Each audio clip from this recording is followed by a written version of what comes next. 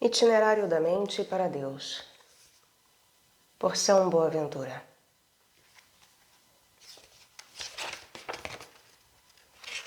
Tradução e notas de Jerônimo Yerkovic e Luiz Alberto de Boni.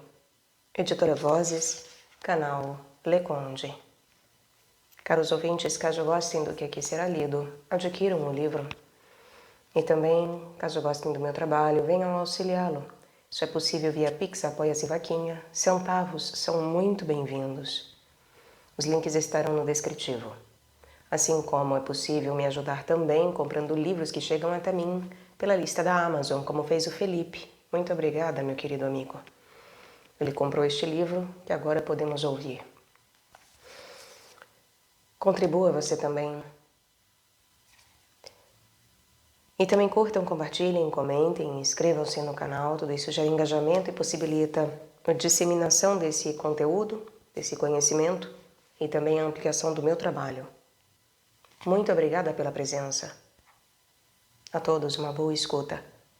E peço também que orem por mim, por todos nós, pelo nosso país, pelo mundo, para que verdadeiramente tenhamos da paz de Cristo e que realmente rumemos à santificação, que sejamos santos como o nosso Pai é santo.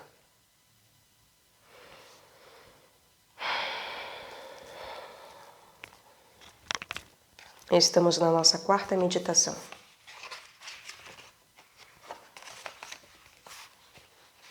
A contemplação de Deus na sua imagem, a alma renovada pelos dons da graça.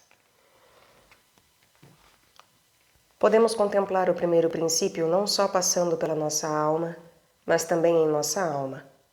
Essa maneira de contemplar, sendo superior à precedente, formará o quarto grau, o quarto degrau de nossa elevação a Deus. Parece estranho que, estando Deus tão próximo de nossas almas, como acabamos de demonstrar no capítulo anterior, poucos sejam os homens que contemplam em si mesmos o primeiro princípio. A razão, porém, é fácil de se compreender. A alma humana, distraída pelas preocupações da vida, não entra em si mesma pela memória. Obscurecida pelos fantasmas da imaginação, não se recolhe em si mesma por meio da inteligência. Seduzida pelas paixões, não volta mais a si mesma pelo desejo da doçura interior e da alegria espiritual. Assim, toda imersa nas coisas sensíveis, torna-se impotente para encontrar em si mesma a imagem de Deus. Ora, quando alguém cai, seguramente há de lá permanecer, caso outrem não lhe der a mão e não o ajudar a se levantar.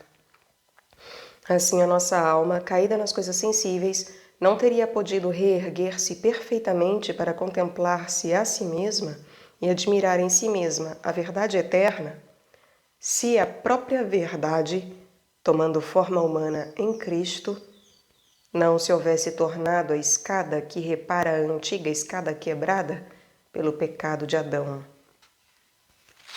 Por isso, ninguém, por mais iluminado que esteja pelas luzes da razão e pelo estudo das ciências, ninguém pode entrar em si mesmo para deleitar-se no Senhor, se não for por meio de Jesus Cristo, que disse: Eu sou a porta. Se alguém por mim entrar, salvar-se-á. Entrará, sairá e encontrará pastagem. Mas não podemos nos aproximar desta porta sem crer nele, sem esperar nele e sem o amar. Se, portanto, queremos entrar na fruição da verdade como num outro paraíso, é preciso que ingressemos pela fé, pela esperança e pela caridade de Jesus Cristo, mediador entre Deus e os homens, o qual é como a árvore da vida plantada no meio do paraíso. Deve, pois, a imagem de nossa mente ser revestida das três virtudes teologais que a purificam, iluminam e aperfeiçoam. É por meio destas virtudes que a imagem divina se reforma, se restaura e se torna conforme a Jerusalém Celeste e membro da Igreja militante, que é filha da Jerusalém Celeste, segundo a palavra do apóstolo. A Jerusalém do alto é livre, É ela que é a nossa mãe. A alma deve, pois, antes de tudo, crer em Cristo, esperar nele e amá-lo. Ele é o Verbo encarnado, encriado e inspirado, isto é, o caminho, a verdade e a vida. Crendo nele pela fé como no Verbo encriado, Verbo e esplendor do Pai, a alma recupera o ouvido e a vista espirituais. O ouvido para escutar os ensinamentos de Cristo e a vista para considerar os esplendores de sua luz.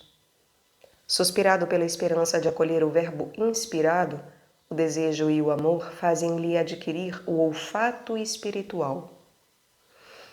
Abraçando pela caridade ao Verbo encarnado, que a enche de delícias e para o qual passa pelo amor estático, recobra o gosto e o tato espirituais. Depois de ter recuperado estes sentidos, a alma vê, escuta, respira, degusta e abraça o seu esposo.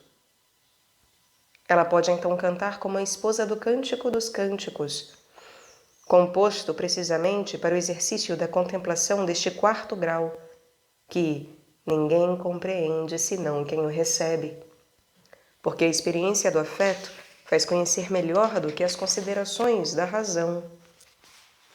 Efetivamente, neste grau é que a alma restaura seus sentidos inferiores para receber a suprema beleza, para escutar a suprema harmonia, para respirar a suprema fragrância, para degustar a suprema doçura e para possuir esta beleza soberanamente deliciosa. Está então preparada para os arrebatamentos do êxtase pela devoção, pela admiração e pela exultação, segundo 3 exclamações do Cântico dos Cânticos. A primeira destas exclamações prorrompe na superabundância da devoção, a qual torna a alma como uma coluna de fumo que exala perfume de mirra e de incenso. A segunda nasce da grandeza da admiração, pela qual a alma se torna como a aurora, a lua e o sol. Segundo o grau das iluminações que arrebatam a admiração do esposo, a quem contempla. A terceira prorrompe pela exuberância do júbilo que inebria a alma, apoiada sobre seu amado, do mais suave deleite. O nosso espírito se torna então hierárquico nas suas elevações, em conformidade a Jerusalém celeste, na qual ninguém pode entrar, se ela própria não desceu primeiro ao coração pela graça, segundo a viu descer São João no seu Apocalipse. Ora, ela desce no nosso coração quando, pela restauração da imagem de Deus nele, com a ajuda das virtudes teologais, pelas deleitações dos sentidos espirituais e pelos arrebatamentos estáticos, nosso espírito se torna hierárquico, isto é, purificado, iluminado e perfeito. Assim como nosso espírito fica também adornado de 9 degraus, correspondentes gradativamente aos 9 coros angélicos, ao tornar-se ordenado e interiormente disposto para o anúncio, o ditado e a direção, para a boa ordem, o vigor e o império sobre si mesmo, para o acolhimento e revelação e a união. Os 3 primeiros destes degraus consideram na alma humana a natureza, os 3 seguintes a atividade, os 3 últimos a graça divina. Enriquecida destes dons, a alma, entrando em si mesma, penetra na Jerusalém celeste, onde, ao considerar os coros dos anjos, vê que Deus reside neles e opera em todas as suas obras. Por isso, São Bernardo, escrevendo ao Papa Eugênio, diz que Deus nos serafins ama como caridade, nos querubins conhece como verdade, nos tronos reside como justiça, nas denominações reina como majestade, nos principados governa como princípio, nas potestades defende como salvação, nas virtudes age como força, nos arcanjos revela-se como luz, e nos anjos assiste como bondade. Nós vemos assim que Deus é tudo em todas as coisas. Quando o contemplamos em nossas almas, nas quais habita pelo dom da sua superabundante caridade. No degrau precedente, a alma era ajudada pela filosofia. Neste degrau, ao invés, ela é especial e preferencialmente ajudada pela Sagrada Escritura divinamente inspirada. A Sagrada Escritura tem por objeto principal as obras da salvação.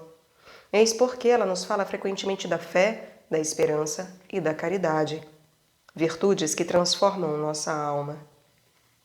Fala-nos, porém, mais particularmente da caridade, que é, segundo o apóstolo, o fim dos preceitos e a plenitude da lei, enquanto vier de um coração puro, de uma consciência reta e de uma fé sincera. E o próprio Salvador nos diz que a lei e os profetas se resumem no duplo preceito do amor de Deus e do amor do próximo.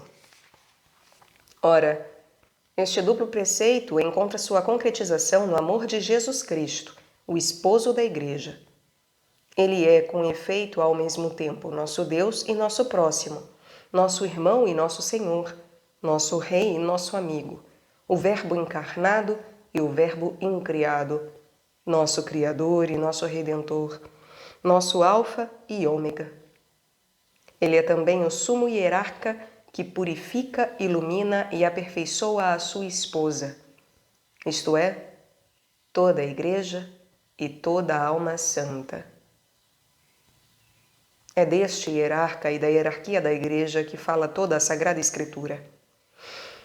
É também a Sagrada Escritura quem nos ensina a via da purificação, da iluminação e da perfeição. E isto se realiza segundo a tríplice lei que ela nos comunica: a lei da natureza, a lei escrita e a lei da graça. Ou antes, segundo as três partes principais da mesma: a lei de Moisés, que purifica, a revelação profética, que revela, e a doutrina evangélica, que aperfeiçoa. Ou melhor ainda, segundo seus três sentidos espirituais: o sentido moral, o qual nos purifica, ensinando-nos a viver honestamente; o sentido alegórico, que nos ilumina, esclarecendo nossa inteligência; e o sentido analógico, que aperfeiçoa a nossa alma, impulsionando-a para sair de si mesma e para degustar as suaves delícias da sabedoria divina.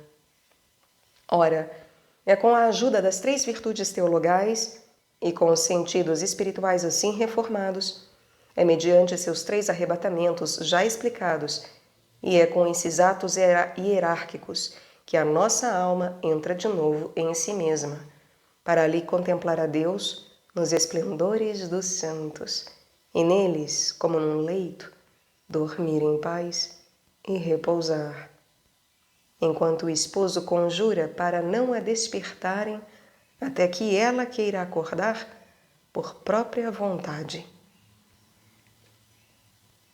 Estes dois degraus intermédios, mediante os quais entramos em nós para contemplarmos a Deus em nossa alma como nos espelhos das imagens criadas, são como as duas asas do serafim, as quais, ocupando o lugar do meio, ele estendia para voar.